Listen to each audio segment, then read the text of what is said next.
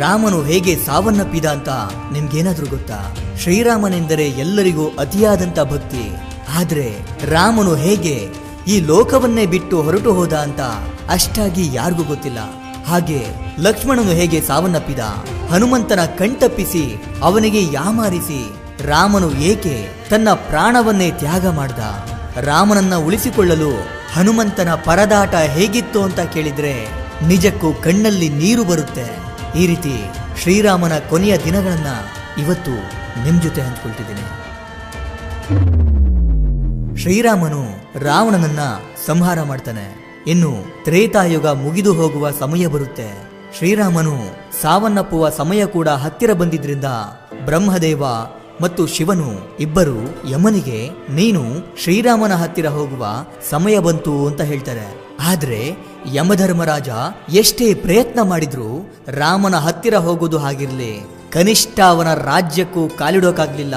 ಯಾಕಂದ್ರೆ ರಾಮನ ಭಕ್ತ ಹನುಮನು ಯಾವಾಗಲೂ ರಾಮನ ಜೊತೆಯಲ್ಲೇ ಇರುತ್ತಾ ರಾಮನಿಗೆ ಅದೇನೇ ಸಮಸ್ಯೆ ಬಂದ್ರು ಮೊದಲು ನನ್ನನ್ನ ದಾಟಿ ಅನಂತರ ರಾಮನ ಹತ್ತಿರ ಹೋಗ್ಬೇಕು ಅಂತ ಯಮನನ್ನ ತಡೆಯುತ್ತಿದ್ದ.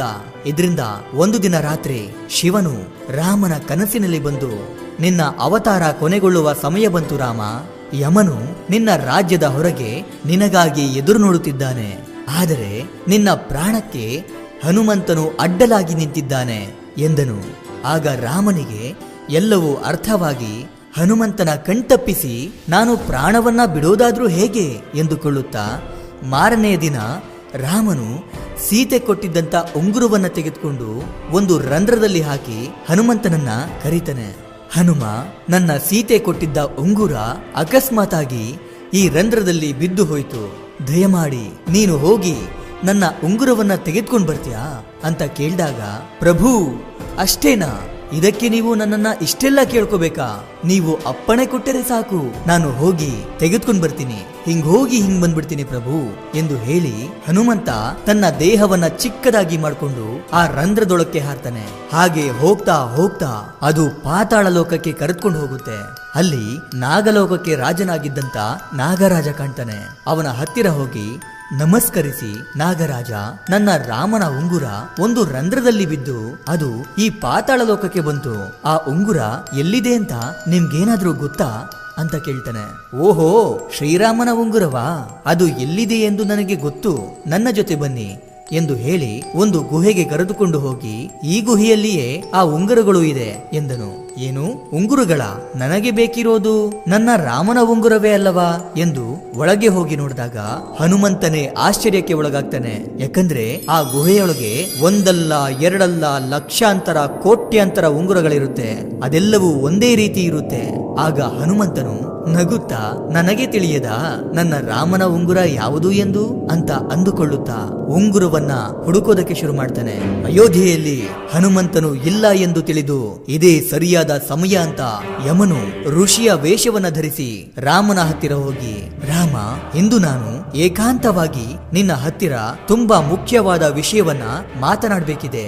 ನಾವು ಮಾತನಾಡಿಕೊಳ್ಳುವ ಸಮಯದಲ್ಲಿ ಯಾರಾದ್ರೂ ಮಧ್ಯದಲ್ಲಿ ಬಂದು ಅಡ್ಡಿಪಡಿಸಿದರೆ ಅವರಿಗೆ ಮರಣದಂಡನೆಯನ್ನ ಕೊಡಬೇಕು ಅಂತ ಹೇಳಿದಾಗ ರಾಮನು ಒಪ್ಪಿ ಲಕ್ಷ್ಮಣನ ಹತ್ತಿರ ಹೋಗಿ, ಇದರ ಜವಾಬ್ದಾರಿ ನಿನ್ನದೇ ಲಕ್ಷ್ಮಣ, ನೀನು ದ್ವಾರದ ಹತ್ತಿರ ನಿಂತು ಎಂಥದ್ದೇ ಪರಿಸ್ಥಿತಿ ಬಂದರೂ ಯಾರನ್ನೂ ಒಳಗಡೆ ಬಿಡಬೇಡ ಎಂದನು. ಸರಿ ಅಣ್ಣ ಎಂದು ಹೇಳಿ ಲಕ್ಷ್ಮಣನು ದ್ವಾರದ ಹತ್ತಿರ ಕಾವಲಾಗಿ ನಿಂತನು.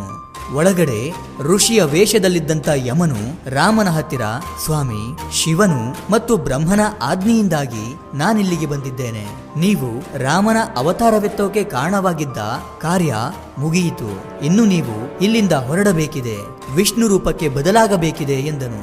ಅದಕ್ಕೆ ರಾಮನು ಸರಿಯಮ ಎಂದು ಹೇಳುತ್ತಿರುವಾಗ ಅದೇ ಸಮಯಕ್ಕೆ ಮಹಾ ಕೋಪಿಷ್ಠನಾದಂತ ದೂರ್ವಾಸ ಮುನಿ ರಾಮನ ಹತ್ತಿರ ಮಾತನಾಡಲು ಅಲ್ಲಿಗೆ ಬರುತ್ತಿರುತ್ತಾನೆ. ಆಗ ಲಕ್ಷ್ಮಣನು, ಸ್ವಾಮಿ, ಈಗ ನಿಮ್ಮನ್ನ ಒಳಗಡೆ ಬಿಡಲು ಸಾಧ್ಯವಿಲ್ಲ ಎಂದು ದೂರ್ವಾಸ ಮುನಿಯನ್ನ ಅಲ್ಲಿಯೇ ತಡೆಯುತ್ತಾನೆ. ಆಗ ದೂರ್ವಾಸ ಮುನಿ ಬಲು ಕೋಪದಿಂದ, ಏನು, ನಾನು ಅಷ್ಟು ದೂರದಿಂದ ರಾಮನ ಹತ್ತಿರ ಮಾತನಾಡಲು ಬಂದರೆ ನನ್ನನ್ನೇ ಒಳಗಡೆ ಬಿಡದೆ ತಡೆಯುತ್ತಿರುವೆಯಾ? ಇದರಿಂದ ಶ್ರೀರಾಮನು ನನಗೆ ತುಂಬಾ ಅವಮಾನವನ್ನ ಮಾಡಿದಂತಾಗುತ್ತೆ. ಈಗ ನೀನು ನನ್ನನ್ನು ಒಳಗಡೆ ಬಿಡದೆ ಹೋದರೆ ನಾನು ರಾಮನನ್ನ ಶಾಪಗ್ರಸ್ತನನ್ನಾಗಿ ಮಾಡುತ್ತೇನೆ ಎಂದನು. ತನ್ನಣ್ಣನಿಗೆ ತೊಂದರೆಯಾಗುವುದನ್ನ ಲಕ್ಷ್ಮಣನು ಎಂದಿಗೂ ಒಪ್ಪೋದಿಲ್ಲ. ಹಾಗಂತ ಒಳಗಡೆ ಹೋದರೆ ಮರಣದಂಡನೆಯಾಗುತ್ತೆ. ಇದರಿಂದ ಲಕ್ಷ್ಮಣನಿಗೆ ನಾನೇನು ಮಾಡಬೇಕು ಅಂತ ತಿಳಿಯದೆ ಅಣ್ಣನನ್ನ ಪಾರು ಮಾಡೋಕೆ ತಾನೇ ಪ್ರಾಣ ತ್ಯಾಗವನ್ನ ಮಾಡೋಕೆ ಮುಂದಾಗಿ ಒಳಗಡೆ ಬಂದು ತಲೆಬಾಗಿ ದೂರ್ವಾಸ ಮುನಿ ಬಂದಿದ್ದಾರೆ ಎಂದನು.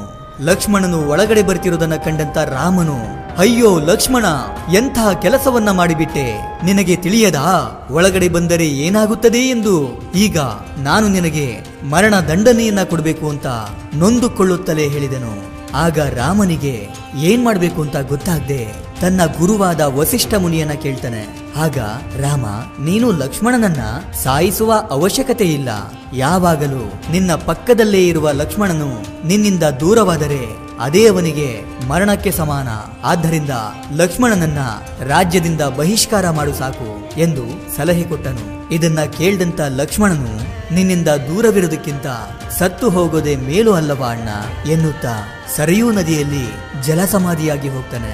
ಅವನೊಂದಿಗೆ ಅವನ ಪತ್ನಿ ಕೂಡ ಜಲಸಮಾಧಿಯಾಗಿ ಹೋಗ್ತಾಳೆ. ಅವರಿಬ್ಬರು ಸತ್ತು ಹೋಗಿದ್ದನ್ನ ಕಂಡಂತ ರಾಮನು ನೋವಿನಿಂದ ಕುಗ್ಗಿ ಹೋಗಿ, ಲಕ್ಷ್ಮಣನೇ ಇಲ್ಲದೆ ಹೋದ ಮೇಲೆ ಇನ್ನು ನಾನೇಕೆ, ನಾನು ಕೂಡ ಜಲಸಮಾಧಿಯಾಗಬೇಕು ಅಂತ ತೀರ್ಮಾನಿಸ್ತಾನೆ. ಅದೇ ಸಮಯದಲ್ಲಿ ಪಾತಾಳ ಲೋಕದಲ್ಲಿದ್ದಂತ ಹನುಮಂತನು ಯಾವ ಉಂಗುರವನ್ನು ನೋಡಿದ್ರು ನನ್ನ ರಾಮನ ಉಂಗುರದ ರೀತಿಯಲ್ಲೇ ಇದೆಯಲ್ಲ ಅಂತ ಹುಡುಕಿ ಹುಡುಕಿ ಸಾಕಾಗಿ, ಹೋ ನಾಗರಾಜ, ಯಾವ ಉಂಗುರವನ್ನ ನೋಡಿದ್ರು ನನ್ನ ರಾಮನ ಉಂಗುರದ ರೀತಿಯಲ್ಲೇ ಇದೆಯಲ್ಲ, ಅಷ್ಟಕ್ಕೂ ಇಷ್ಟೊಂದು ಉಂಗುರಗಳು ಇಲ್ಲಿಗೆ ಹೇಗ್ ಬಂದ್ವು ಅಂತ ಕೇಳ್ತಾನೆ. ಆಗ ನಾಗರಾಜನು, ಅಯ್ಯೋ ಹನುಮ, ಇದೆಲ್ಲವೂ ಶ್ರೀರಾಮನ ಉಂಗುರಗಳೇ. ಇಂದು ಶ್ರೀರಾಮನು ನಿನಗೆ ತಿಳಿಸದೆ ಪ್ರಾಣತ್ಯಾಗವನ್ನ ಮಾಡುತ್ತಿದ್ದಾನೆ. ನಿನಗೆ ಆ ವಿಷಯ ತಿಳಿದರೆ ನೀನದಕ್ಕೆ ಅಡ್ಡಿಪಡಿಸುವೆ ಎಂಬ ಕಾರಣಕ್ಕೆ ನಿನ್ನನ್ನು ಇಲ್ಲಿಗೆ ಬರುವ ಹಾಗೆ ಮಾಡಲಾಗಿದೆ ಎಂದು ಹೇಳುತ್ತಿದ್ದಂತೆ ಹನುಮಂತನು, ಅಯ್ಯೋ ನನ್ನ ರಾಮ ಇಂದು ನನ್ನನ್ನು ಬಿಟ್ಟು ಹೋಗ್ತಿದ್ದಾನಾ? ಇಲ್ಲ, ಅದನ್ನ ಹೇಗಾದ್ರೂ ತಡೆಯಲೇಬೇಕು ಅಂತ ಕೈಗೆ ಸಿಕ್ಕಂತ ಉಂಗುರವನ್ನ ಎತ್ಕೊಂಡು ವೇಗವಾಗಿ ಅಯೋಧ್ಯೆಗೆ ಓಡೋಡಿ ಬರ್ತಾನೆ. ಅಯೋಧ್ಯೆಯಲ್ಲಿ ಎಲ್ಲಿ ಹುಡುಕಿದ್ರು ರಾಮನು ಎಲ್ಲಿಯೂ ಕಾಣಲಿಲ್ಲ. ಇಲ್ಲ, ಅದೇನೇ ಆದ್ರೂ ನನ್ನ ಪ್ರಭುವನ್ನ ಉಳಿಸಿಕೊಳ್ಳಲೇಬೇಕು ಅಂತ ಗಾಳಿಯಲ್ಲಿ ಎಗರುತ್ತಾ ಎಗರುತ್ತಾ ಹುಡುಕ್ತಿರ್ಬೇಕಾದ್ರೆ ಸರಿಯೂ ನದಿಯಲ್ಲಿ ಶ್ರೀರಾಮನು ಜಲಸಮಾಧಿಯಾಗ್ತಿರೋದು ಕಾಣಿಸ್ಕೊಳ್ಳುತ್ತೆ.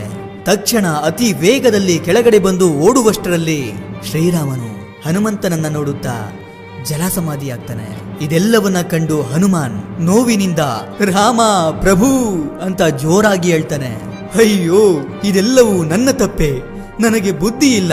ಒಂದು ನಿಮಿಷದಲ್ಲಿ ಬರ್ತೀನಿ ಎಂದು ಹೇಳಿ ಹೋದವನು ಇಷ್ಟೊಂದು ಸಮಯ ವ್ಯರ್ಥ ಮಾಡಿಬಿಟ್ಟೆ. ನನ್ನಿಂದಲೇ ಇಂದು ನೀನು ನನ್ನಿಂದ ದೂರವಾಗ್ಬಿಟ್ಟಿಯಲ್ಲ ರಾಮ ಅಂತ ಕಣ್ಣೀರನ್ನ ಹಾಕಿರ್ಬೇಕಾದ್ರೆ ಹನುಮಂತನ ಆಕ್ರಂದನ ಮುಗಿಲು ಮುಟ್ಟುತ್ತೆ. ಆಗಾಗಲೇ ರಾಮನು ವಿಷ್ಣು ರೂಪವನ್ನ ಪಡ್ಕೊಂಡು ಹನುಮಂತನ ನೋವನ್ನ ಕಂಡು ಪ್ರತ್ಯಕ್ಷನಾಗಿ, ಹನುಮ, ಇದರಲ್ಲಿ ನಿನ್ನ ತಪ್ಪು ಯಾವುದೂ ಇಲ್ಲ. ನೀನು ಎಷ್ಟು ಪ್ರಯತ್ನಿಸಿದರೂ ನಡೆಯುವುದನ್ನ ತಡೆಯುವುದಕ್ಕೆ ಸಾಧ್ಯವಿಲ್ಲ ಅಂತ ಹೇಳ್ತಾನೆ. ಪ್ರಭು, ನಾನೂ ಕೂಡ ನಿಮ್ಮೊಂದಿಗಿರಲು ನಿಮ್ಮ ಜೊತೆಗೆ ಬರುತ್ತೇನೆ ಎಂದನು. ಆಗ, ಬೇಡ ಹನುಮ, ನಿನ್ನಂತ ಭಕ್ತನು ಈ ಭೂಮಿಯ ಮೇಲೆ ಇದ್ದು ಧರ್ಮದ ರಕ್ಷಣೆ ಮಾಡಬೇಕು. ನೀನು ಎಂದೆಂದಿಗೂ ಚಿರಂಜೀವಿಯಾಗಿರು ಎಂದನು. ಈ ರೀತಿಯಾಗಿತ್ತು ರಾಮನ ಕೊನೆಯ ದಿನಗಳು. ಶ್ರೀರಾಮ ಮತ್ತು ಹನುಮಂತನ ಬಾಂಧವ್ಯವನ್ನ ಕಂಡು ನಿಮ್ಗೇನನ್ನಿಸ್ತು ಅಂತ ಕಮೆಂಟ್ ಮಾಡಿ ತಿಳಿಸಿ. ಇದಿಷ್ಟು ಇವತ್ತಿನ ವಿಡಿಯೋ. ಈ ವಿಡಿಯೋ ನಿಮ್ಗೆ ಇಷ್ಟ ಆಗಿರುತ್ತೆ ಅನ್ಕೊಂಡು ಮತ್ತೊಂದು ಹೊಸ ವಿಷಯದೊಂದಿಗೆ ಮತ್ತೆ ಬರ್ತೀನಿ. ಕೊನೆಗೆ ನನ್ನ ಈ ಶ್ರಮಕ್ಕೆ ನಿಮ್ಮಿಂದ ಬಯಸೋದು ಕೇವಲ ಒಂದು ಮೆಚ್ಚುಗೆನ ಮಾತ್ರ. Anyway, thank you for watching.